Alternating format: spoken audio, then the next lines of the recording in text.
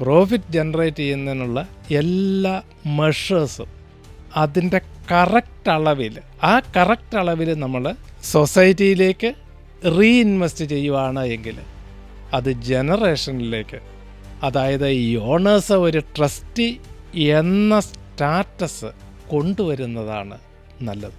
ഇപ്പം നമുക്ക് ഇപ്പോൾ 1 കോടി ഇൻകം ഉണ്ടെങ്കിൽ ആ 1 കോടിയും നമുക്ക് വേണ്ടി തന്നെ സ്പെൻഡ് ചെയ്യാം.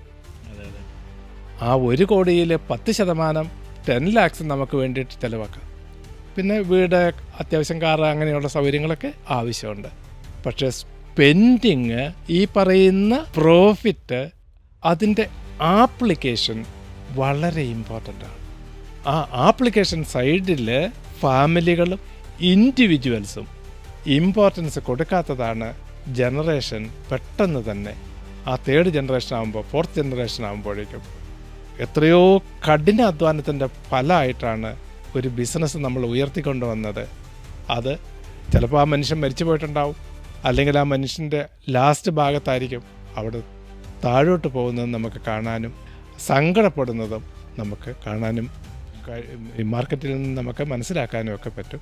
പക്ഷെ പണം മാത്രമല്ല, അതിനോട് കൂടെ കുറേ ചേരുവകൾ കൂടിയുണ്ട്. ആ ചേരുവകളും കൂടെ വന്നാൽ ഒരു സ്ഥാപനം നമുക്ക് ഞാൻ പറഞ്ഞ ലോങ് പീരീഡിലേക്ക്, നല്ല നിലയിലേക്ക്, സൊസൈറ്റിക്ക് ബെനിഫിഷ്യൽ ആവുന്ന രീതിയിലേക്ക് നമുക്ക് ഉയർത്തി കൊണ്ടുവരാൻ കഴിയുന്നു.